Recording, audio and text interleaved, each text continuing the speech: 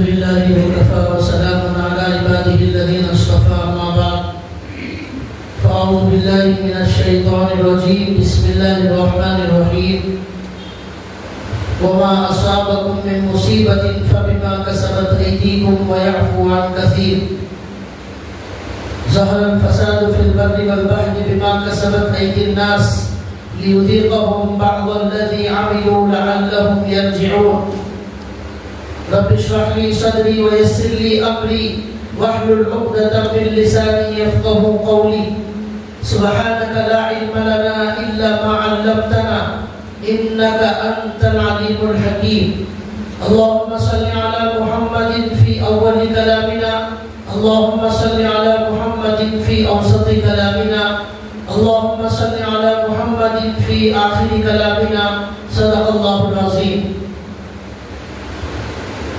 محترم دینی بھائیوں، قرآن کریم کی ایک دو آیتیں آپ کے سامنے تلاوت کی گئی ہیں. گزشتہ جمعہ سورہ والتین کی روشنی میں یہ بتایا گیا تھا کہ اس کی ایک تفسیر یہ ہے کہ کچھ بندے اشرف المخلوقات ہونے کے باوجود، انسان ہونے کے باوجود، تمام مخلوقات میں سب سے محترم ہونے کے باوجود، اپنی خوبصورتی اور اپنے باطنی کمالات، اپنے ہنر کے باوجود اللہ کی نظر میں حد سے زیادہ گر جاتے ہیں اور شیطان سے بدتر ہو جاتے ہیں. اللہ نے فرمایا ثم رددناه اسفل سافلین. اللہ تعالیٰ لقد خلقنا الانسان فی احسن تقویم، پہلے اللہ نے کہا انسان کو بہت بہترین ساخت پر پیدا کیا، بڑا بہترین بنایا، لیکن وہی بڑا بہترین انسان اللہ کہتے ہیں کہ ہم اس کو پست سے پست کر دیتے ہیں، ذلیل سے ذلیل بنا دیتے ہیں، یہاں تک کہ وہ شیطان سے بدتر ہو جاتا ہے.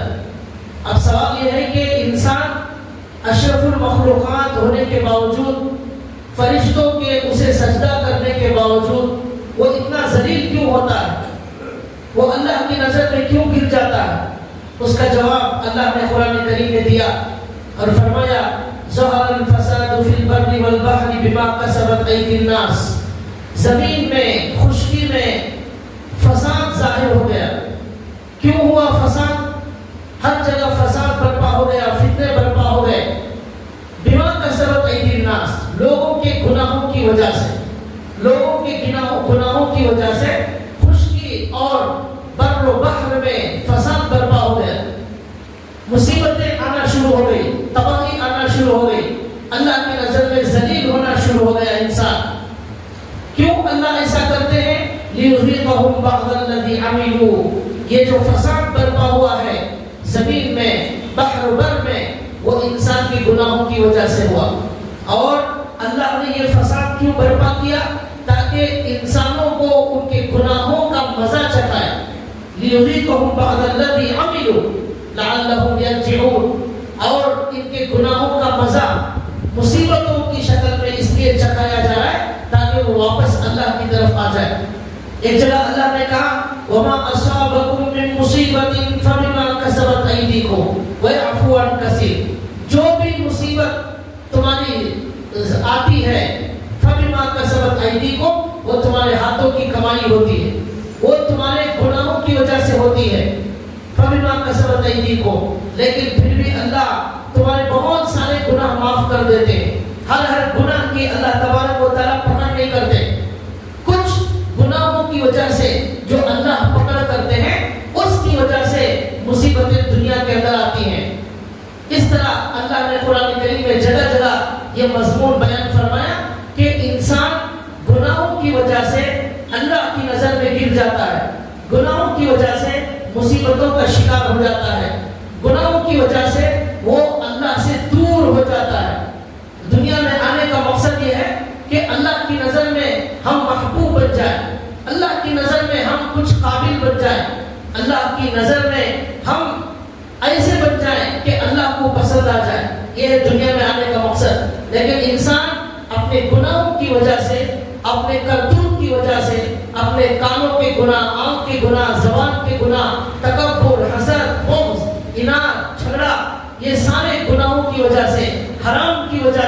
وہ دن بدن اللہ کی نظر میں گرتا چلا جاتا ہے۔ اسی لیے ہمارے نبی صلی اللہ علیہ وسلم نے ایک حدیث میں فرمایا اتق المحارم تکن اعبد الناس، کہ اے لوگوں تم گناہوں سے بچنا شروع کرو تو تم سب سے بڑے عبادت گزار بن جاؤ گے۔ اتق المحارم تکن اعبد الناس، لوگوں گناہوں سے بچ جاؤ تو تم سب سے بڑے عبادت گزار بن جاؤ گے۔ بڑا عبادت گزار بننے کے لیے رات بھر نفل پڑھنا نہیں ہے، بلکہ بڑا عبادت گزار بننے کے لیے گناہوں سے بچنا ہے۔ ہمارے نبی کہتے ہیں آپ سے بڑا کوئی عبادت گزار نہیں ہوگا۔ کیوں؟ جو گناہوں سے بچے گا وہ فرائض بھی پڑھے گا، واجبات کی نمازیں بھی پڑھے گا، فرض نمازیں بھی پڑھے گا، اس لیے کہ وہ بھی بہت بڑا گناہ ہے۔ تو اس طرح جب گناہوں سے بچیں گے فرائض کی پابندی کریں گے۔ اب جب فرائض کی پابندی کریں گے تو نماز کی برکت سے اللہ گناہوں سے بچائیں گے۔ اس طرح ایک دن تہجد کی بھی توفیق ہو جائے گی، ذکر کی توفیق ہوگی، دن بدن اللہ کے قریب آتے چلے جائیں گے۔ یہ اللہ کے نبی نے کہا گناہوں سے بچو، سب سے بڑے عبادت گزار بن جاؤ گے۔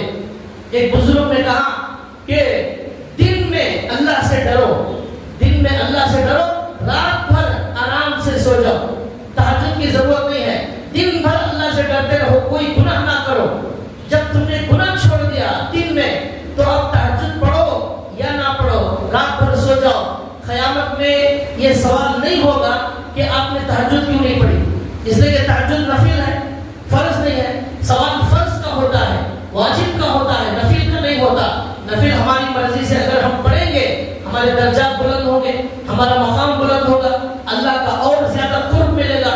لیکن گناہ چھوڑنا یہ فرض ہے۔ گناہ کریں گے سوال ہوگا قیامت کے دن تم نے گناہ کیوں نہیں کیا۔ اس لیے بزرگوں نے کہا دن میں گناہ سے بچو، رات بھر تہجد نہ بھی پڑھو، کوئی فکر کی بات نہیں ہے۔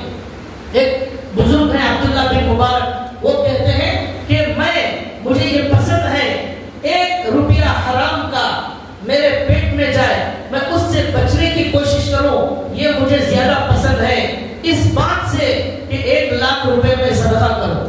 1 لاکھ روپے صدقہ کر کے ثواب حاصل کرنے سے زیادہ بہتر ہے 1 روپیہ حرام کا میرے پیٹ میں نہ جائے۔ کیوں؟ 1 لاکھ روپے صدقہ نہیں دوں گا، سوال نہیں کریں گے اللہ تعالیٰ، لیکن 1 روپیہ حرام کا جائے گا، اللہ قیامت کے دن سوال کرے کہ آپ نے حرام کیوں کھایا۔ تو اس لیے حرام سے بچنا، گناہ سے بچنا یہ فرض اور ضروری ہے۔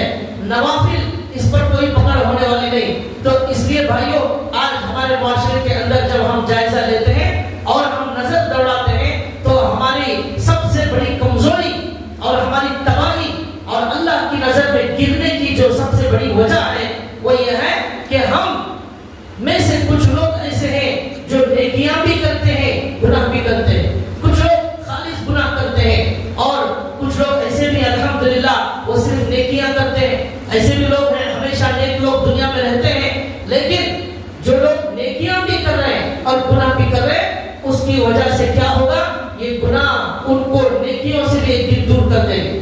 یہ گناہ پر گناہ کی عادت ایسی ہے انسان کو نیکیوں سے دور کر دیتی ہی عادت۔ اس لیے گناہ سے بچنا بہت زیادہ ضروری، یہی ایک چیز ہے جو انسان کو شیطان سے بدتر بنا دیتی ہے، وہ ہے گناہ اور اللہ کو ناراض کرنا۔ یہ بہت بڑی بات، علماء نے لکھا گناہ کی مثال زہر کی جیسی ہے۔ زہر کھا لیا تو جس طرح انسان ہلاک ہوگا، برباد ہوگا، اسی طرح گناہ ایسی جو چیز ہے وہ انسان کے ایمان کو برباد کر دیتی ہے، انسان کی تباہی اور بربادی کا ذریعہ ہے۔ اللہ نے کہا جو بھی مصیبت تمہارے اوپر آتی ہے وہ تمہارے ہی ہاتھوں کی کمائی کی وجہ سے آتی ہے۔ گناہوں کے بہت سارے نقصانات، گناہوں کا بہت برا انجام قرآن اور حدیث کے اندر بتایا گیا ہے۔ اللہ نے قرآن کریم میں اس کی مثالیں دی اور حدیث میں اللہ کے نبی نے اس کی مثالیں دی۔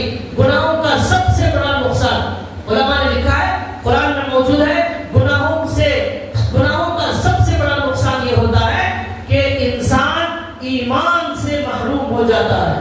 ایمان سے محروم، یہ گناہ کا سب سے بڑا نقصان۔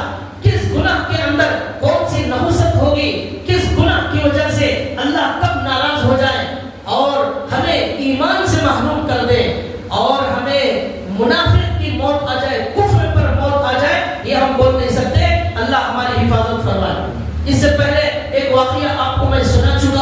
بہت لمبا واقعہ، مختصر آپ کو اشارہ کر رہا ہوں. ہمارے نبی صلی اللہ علیہ وسلم کے زمانے میں ایک صاحب موجود تھے. وہ صاحب آ کر حضور سے کہتے ہیں کہ یا رسول اللہ میرے لیے زیادہ مال کی دعا کیجیے. ہمارے نبی صلی اللہ علیہ وسلم نے کہا بھائی زیادہ مال کی کیا ضرورت ہے، اللہ جو دے اس پر راضی رہو. انہوں نے کہا نہیں، مجھے زیادہ مال ملے گا، میں زیادہ صدقہ کروں گا. یہ انہوں نے کہا. اللہ کے نبی نے دعا کر دی. اب مال بڑھتا گیا، مال بڑھتا گیا.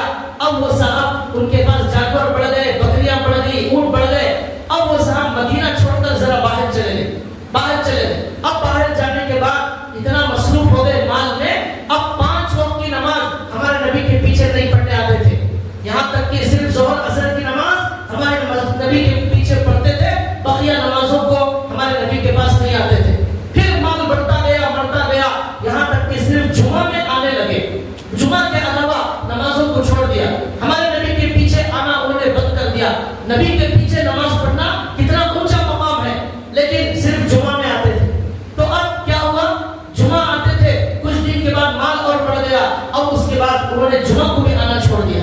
یہ گناہوں کی نحوست کا انجام میں بتا رہا ہوں. گناہوں کی نحوست انسان کو کافر بنا دیتی ہے. اب کیا ہوا، ہمارے نبی نے ایک صاحب کو زکات کا مال وصول کرنے کے لیے کسی کو بھیجا، جاؤ ان کے پاس بھی زکات کا مال وصول کرو.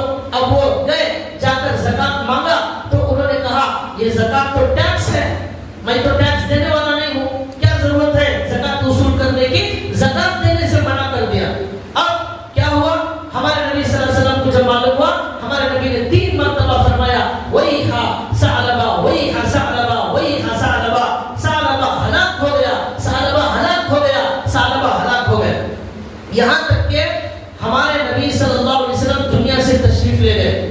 اب اس سے پہلے ہمارے نبی کے زمانے میں جب قرآن نازل ہو رہا تھا، اس وقت وہ جو صاحب ہمارے نبی سے دور ہو گئے، ان کے خلاف قرآن میں آیتیں نازل ہو گئی، جس میں اللہ نے کیا فرمایا وَمِنْهُمْ مَنْ عَاهَدَ اللَّهَ لَئِنْ آتَانَا مِنْ فَضْلِهِ لَنَصَّدَّقَنَّ وَلَنَكُونَنَّ مِنَ الصَّالِحِينَ. کچھ لوگ ایسے بھی ہیں جو یہ وعدہ کرتے ہیں کہ اگر مال اللہ زیادہ دے دیں گے ہم ضرور صدقہ کریں گے، ہم زکات دیں گے، ہم غریبوں کا خیال رکھیں گے، ہم دین پر خرچ کریں گے. یہ وعدہ کرتے ہیں، لیکن جب مال آ جاتا ہے بدل جاتے ہیں. اب ان کو غریب یاد نہیں آتا، اب زکات یاد نہیں آتی، اب یتیم یاد نہیں آتا، اب مال کے حقوق ادا کرنا یاد نہیں آتا.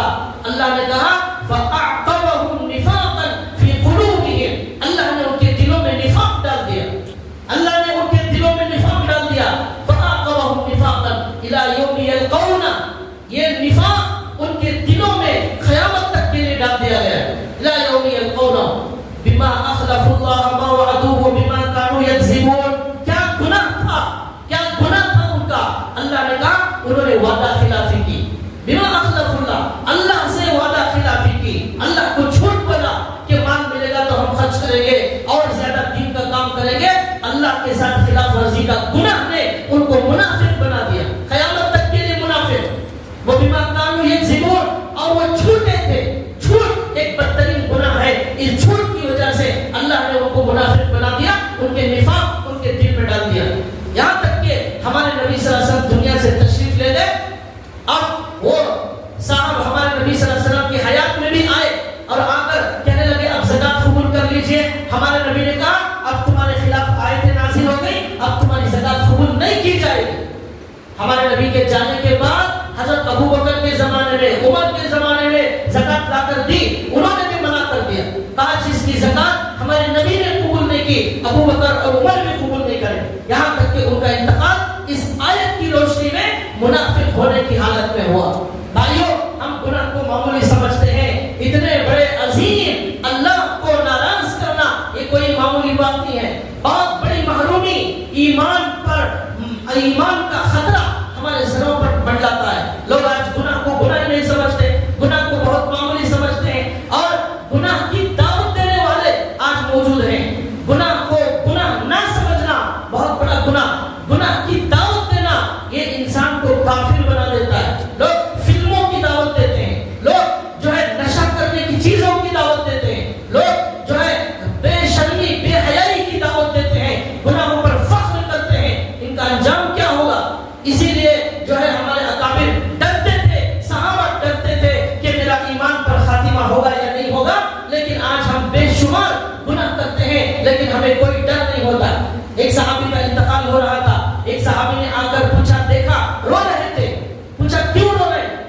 میرے گناہوں کو یاد کر کے رو رہا ہوں، معلوم نہیں میرا انجام کیا ہوگا، میرا انجام کیا ہوگا۔ ان کو ڈر تھا، ہمیں کوئی ڈر نہیں ہے۔ حضرت عمر کا انتقال ہونے لگا، شہید ہوتے تھے حضرت عمر۔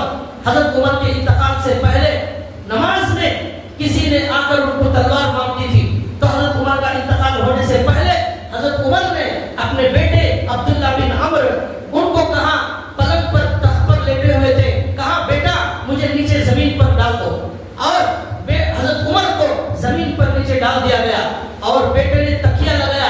حضرت عمر نے کہا نہیں تکیہ بھی مت لگاؤ، مجھے زمین پر ایسے ہی پڑا رہنے دو، میں میرے اللہ کے پاس جا رہا ہوں، مجھے ڈر ہے پتہ نہیں کس حال میں جاؤں گا، میں میرے اللہ سے چاہتا ہوں کہ میرا اللہ مجھے گناہوں کو معاف کر دے، ایمان کے ساتھ مجھے بلا لے، اس لیے مجھے زمین پر اللہ کے سامنے زمین اپنی پیشانی رگڑ کر اللہ کے سامنے معافی مانگنے دو۔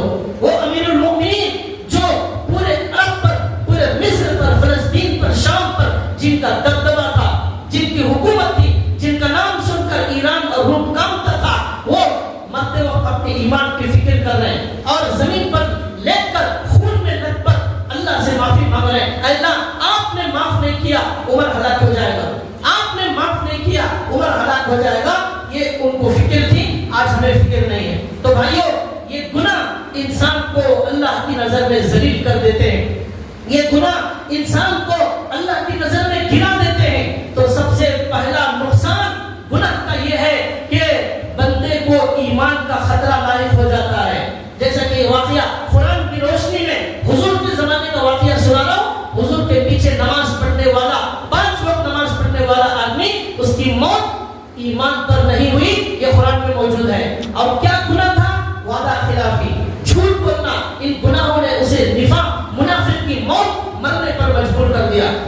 علماء نے لکھا ہے اور ایک گناہ کا نقصان یہ ہے کہ دلوں پر مہر لگا دی جاتی ہے، دلوں پر مہر، دلوں پر مہر۔ اللہ نے قرآن میں فرمایا افرأیت من اتخذ الہہ ہوا واضلہ اللہ علی علم وختم علی قلبہ وجعل علی سمعہ وبصرہ۔ اللہ نے یہاں پر فرمایا اللہ تبارک و تعالی جو لوگ اپنی خواہشات کو خدا بنا لیتے ہیں، اپنی خواہش کو خدا بنا لیا، ایسے لوگوں کو اللہ ان کے کانوں پر، ان کی آنکھوں پر، ان کے دل پر مہر لگا دیتے، مہر۔ اب اس کے بعد ان کو ہدایت نہیں ملتی، کوئی بیان اثر نہیں کرتا، کتنے بھی بڑے اللہ والے کا بیان کیا جائے، ان کو کتنا بھی سمجھایا جائے، اس کا کوئی اثر نہیں ہوتا۔ کیوں؟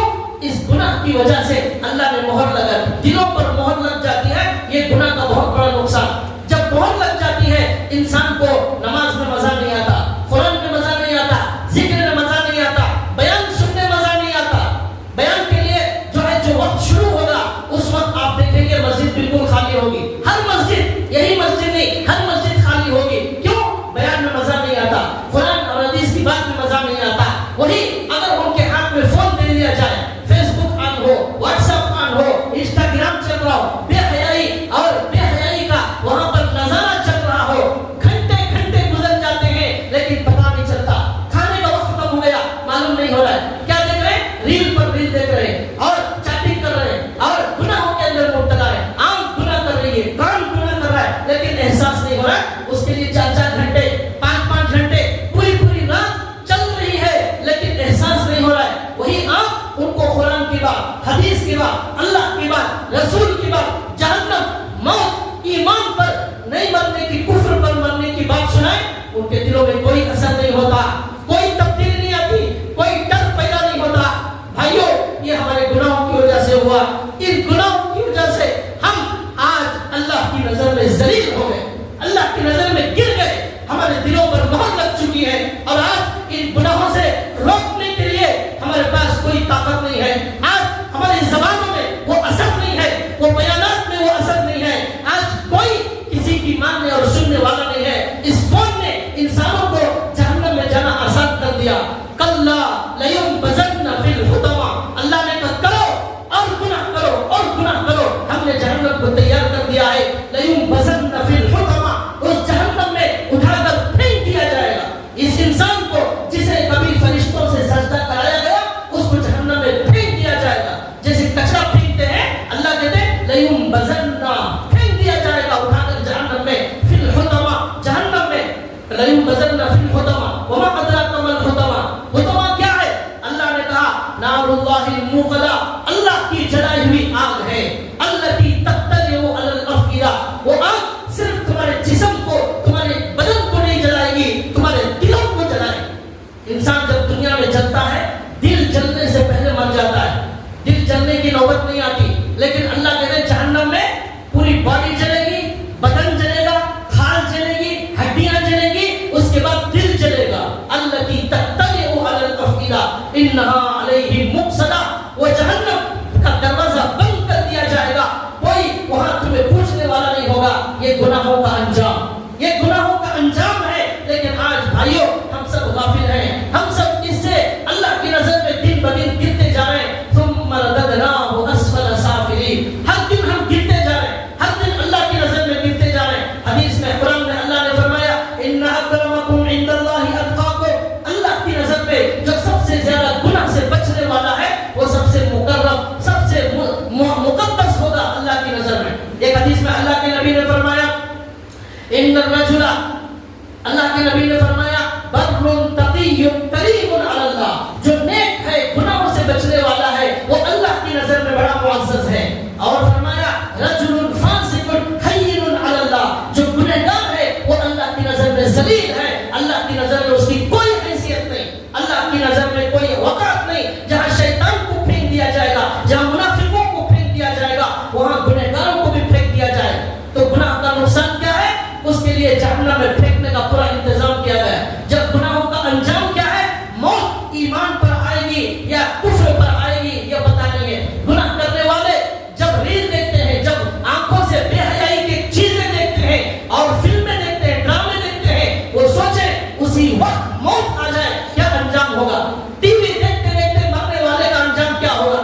آج سے کئی سال پہلے کا واقعہ، 30 سال پہلے ایک لڑکی رات میں ٹی وی دیکھتی تھی، مرنے کے بعد جب تک خبر میں ٹی وی نہیں رکھی گئی، اس کا جنازہ، اس کی میت اس کے گھر سے نہیں جا رہی تھی۔ جب ٹی وی کو اٹھایا گیا، جب وہ میت لاش اٹھ رہی تھی، جب خبر میں رکھا گیا تو ٹی وی کے ساتھ رکھتے ہیں وہ جنازہ اٹھایا جا رہا ہے، ٹی وی نہیں رکھتے وہ لاش نہیں اٹھ رہی ہے۔ اتنی وزن ہو گئی، یہ دنیا میں پیش آنے والا سچا واقعہ ہے۔ موت جس حال میں آئے گی، زندگی جس حال میں گزاریں گے اسی حال میں موت آئے گی، جس حال میں موت آئے گی اسی حال میں قیامت کے دن اٹھایا جائے گا۔ نمازی رات دن نماز پڑھنے والا موت نماز پر آئے گی، اللہ کا ذکر کرنے والا موت ذکر پر آئے گی، قرآن کے عاشق کو قرآن پڑھتے پڑھتے موت آئے گی۔ حضرت عثمان غنی جب انتقال ہوا، خون کے خطرے قرآن پر گر گئے، جہاں گرے فَسَيَكْفِيكَهُمُ اللَّهُ، کیا لکھا ہوا تھا؟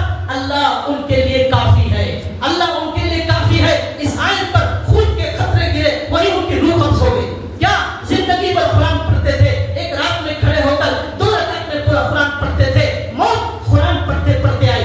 گانا سننے والے گانا گاتے گاتے مریں گے، اور جو دنیا کے اندر اسلام کے دشمن ہیں، ان کی محبت میں جینے والے انہی کا نام لیتے لیتے مریں گے۔ بھائیوں ہمیں اللہ کو یاد کرتے کرتے جینا ہے تاکہ مرتے وقت کلمہ نصیب ہو جائے۔ یہ گناہوں کا بدترین انجام۔ آج ہمارا نوجوان رزق کے لیے پریشان، ہر نوجوان روزی نہیں ہے، دکان نہیں ہے، قرض ہو گیا اور بہت پریشانی ہے، کئی سال ہو گئے کام نہیں، دھندا نہیں۔ ہمارے نبی صلی اللہ علیہ وسلم فرماتے ہیں، اللہ کے نبی نے فرمایا کہ گناہوں کی وجہ سے تمہارے رزق کو روک لیا جاتا ہے۔ وہ رزق دینے والا جب ناراض ہو جائے تو تمہیں کون ہے رزق دینے والا؟ ان اللہ هو الرزاق ذو القوة المتین۔ اس اللہ کو ناراض کرنے کی وجہ سے آسمان پر رزق کو روک دیا گیا۔ آج ہمارا رزق نہیں آ رہا ہے، دکان نہیں چل رہا ہے، کاروبار میں برکت نہیں، لاکھوں کما رہے لیکن پریشانی پریشانی، سکون برباد ہو گیا، نیند ختم ہو گئی۔ کیوں؟ اس لیے کہ برکت ختم ہو گئی۔ اس اللہ سے کنیکشن صحیح کرو، وہ اللہ خوش ہوگا، ایسی جگہ سے رزق دے گا آپ کو گمان بھی نہیں ہوگا۔ آپ کی ضرورتیں، آپ کی بڑی بڑی پریشانیاں منٹوں میں، سیکنڈوں میں حل ہو جائیں گی، لاکھوں کا مسئلہ 1000 میں حل ہو جائے گا۔ وہ اللہ سے تعلق صحیح کرنا ہے، اس کو ناراض کر کے دنیا میں